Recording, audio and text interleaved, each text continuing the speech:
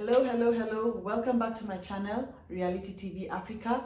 And I want to just welcome you guys and ask you guys, please subscribe, comment, share. Over here, it's all about reality. And let me also mention, I am on Instagram, reality_TV_Africa. What are you doing? Follow me. Follow me, guys. We talk about so many things there. We review other shows apart from this one. And speaking of this show, I'm here to talk about Sports Wives. It's the first of its kind on Showmax. We're on the first season, and today we're going to talk about episode 3, right? And guys, this particular series is really good. I mean, it's an easy watch. I've said this before. No longer than 35 minutes, 30 to 35 minutes, and the drama is moving. There's no filler scenes. It's punchy. It keeps going. So first thing is Sisanda. Sisanda gets a call from her baby daddy Kennedy, and he tells her we need to talk about the kid. And obviously that puts her on edge, but I guess she has to meet him.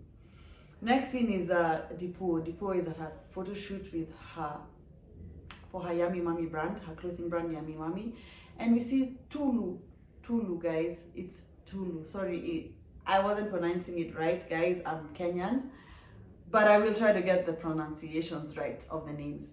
So Tulu and a friend of the show, Dineo, arrive at the shoot to support her, obviously. And they get to talking, and of course, Dineo is giving main character energy. I think she needs to be a main cast member because, guys, she was serving the shade, throwing the punches. No, like the girl was coming. I mean, she threw shade at the fact that Dipo has two footballer baby daddies. She was like, girl, you've been in the stadium. I know Dipo caught that shade because she did talk about it in the confessionals, but she did not give it to her back in the scene. Let's see how that goes, because it seems like they're sort of meeting each other. I mean, they're new to each other and hanging out around each other. It's okay. We'll see how that goes. She did throw some jabs about her clothing line and told her we'll only support if it's good quality, and if threads are coming up and not supporting. So Dineo, she calls her ghetto in her confessionals. When has ghetto been a compliment? Honestly, guys, nah, that didn't sit right with me, and I'm sure when Dipo sees that, she will not be too happy. I mean, I would be happy being called ghetto. Like ghetto? Nah, not cool. Anyway, Dipo also gets to talking about her baby daddy. She's very real. She opens up and talks about her issues, her issues with him, and in terms of how he's not been supporting her and the kid, child support. He kind of stopped doing that since he'd been dating this girl, Nonle. Sidebar, Nonle needs to join the show. It would make for good TV, seeing how they would be tussling with Dipo. But then again, who knows, maybe in a future season she'll come. I don't know. Producers, if you're watching, consider it.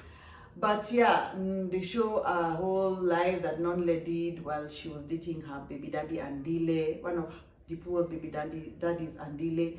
And she was going in on Dipo. Girl, I mean, it was like, I don't know, guys. Nonle needs to join the show. Just for the whole, TV of it all. It would make for really good TV. And of course, also Dipo opens up to Dineo and Tulu about how hard it's been, raising two kids. One father is present and even helping raise Andile's son, taking him on holiday. When he comes and picks his son, he takes Andile's son. And of the lack of support since he'd been dating this Nonle lady. But she also says in her confessionals that thank God he's no longer dating Nonle, and hopefully he's behaving now. I mean, why do men do this? Why do they decide to get influenced not to do right by their child who they have with another lady, just because this particular lady right now is not feeling his baby mama? Separate issues, boundaries. There should be very clear demarcated boundaries. But when it comes to two people who've had a kid together, the lines can be blurred, and it's not easy for the third party. So I don't know, it's a very tight balancing act. Men should just try to keep it cute, keep it clean, have the boundaries, and remove emotions and be there for their child. Anyway, easier said than done, right? Then we get to the scene where Bomzi is at home with her husband, and she opens up about her health issues. She talks to him about needing a breast reduction due to back pains, and I mean, this is a very serious issue. Honestly, it's a condition known as gigantomastia, where the breast tissue keeps growing and enlarging, and for her, she has, you know, her breasts are pulling her forward, which is bad for her posture. And I like the fact that her husband is very understanding of this, and he was willing to, you know, put her above all else. And of course, there's the issue of having more kids, but I think they already have a child. If it's better for her health to get this surgery, I see that he's obviously supportive of that, and that's nice. It's nice to see that a wife getting that kind of support from their husband. And then we see Sisanda and Dipuo addressing some issues. Dipuo comes over to Sisanda's house, and they talk about how Dipuo didn't feel support from Sisanda when she moved abroad, and Dipuo was getting all kinds of hits from the tabloids when she got pregnant with Andile's kid, and of course Andile denying that the kid was hers. I mean, the way it felt to me, if I can be honest, was Dipuo was just bringing it up for the sake of the show, because she was so quick to accept Sisanda's apology. It was just neither here nor there, honestly, but I guess they had to address it for the sake of the show. So we get to see Tulu and Bomzi at dinner. I guess they're waiting for Chrissy. Chrissy invited them out to dinner, and she's late. But they get to talking, and they get to a conversation about Bomzi meeting her husband, because I think Tulu could identify with the fact that she also married her partner 3 months after meeting her, and she brought up the whole, you met your husband and married him in 3 months. How was that? I mean, how did you guys meet? And to me, it's quite interesting. This story is a bit of a reach, honestly, guys. They meet, Bomzi talks about how they met at an event years ago, and then she talks about, you know, we knew we'd met each other before, and then she talks about, I called him and told him I remembered where I met him, and Tulu is quick like, how did you get his number? Oh no, we exchanged numbers and we agreed we would talk once we remembered where we met. Guys, I don't know. Guys, she's trying to clean up. I feel like she's trying to clean up the whole thing of the overlap between her previous husband and her current husband. It doesn't feel right. But anyway, I guess she's trying to give a nice clean picture of it all, and it's okay.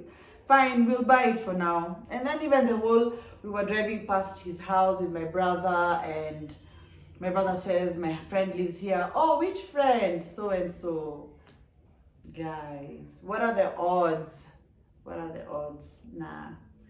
It just feels like a bit of a reach. Don't you think? Comment below and tell me.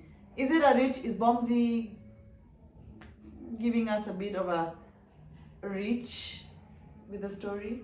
Anyways, and then we get to an interesting conversation between Sisanda and her baby daddy Kenny. Theirs is an interesting relationship, and you can tell they are cordial. They've worked hard, obviously, to get to this point. And Sisanda didn't look good in this conversation, because he reveals that when she went to work abroad, I guess this is the period when she was working in Dubai, she left her daughter with her sister, and he felt that she should have left the child with him. But I think Sisanda did explain the fact that he had a girlfriend, and Obviously, you're not comfortable leaving your kid with a lady who you're not well versed with or friendly with or know each other. But her sister, I think there was an incident where the sister mismanaged the whole situation, left the child outside the house late at night, and obviously he, at that point, stepped in as a father, came and picked the child, and the daughter still lives with him to this day, according to when they were shooting, obviously. But what's interesting is the fact that this conversation was very uncomfortable, and Sisanda took it by the chin and obviously explained her side. And he called her out on apologizing with a bat, and he's like, you can't apologize with a bat. If it's an apology, it's an apology. I mean, she was also playful with it in that scene, saying, hey, you know, she's still my kid and she's gonna come and live with me. And you could tell they had this banter, back and forth, playful situation and friendship. It's not that deep, and obviously you can tell also Sisanda is hurt by the fact that her daughter is not living with her, and he doesn't want to destabilize the child. At this point, obviously, priority is the child and giving the child a stable environment. So also what's interesting is Sisanda's playfulness about her relationship with Kennedy. I feel like she wants him back. I mean, she actually said as much, and he just teased her and said, are you crazy, or whatever he said. But anyways, guys, thanks for keeping it here. Thanks for being on my channel, and look forward to my next video. We'll keep reviewing Sports Wives even until the next episode, until the season is over. Hopefully we get a reunion, but yes, I'm loving it. Great to watch. Check it out on Showmax. Comment below, share, subscribe. Guys, send this video everywhere. I want my people to come here, because over here we love reality TV. Okay, bye.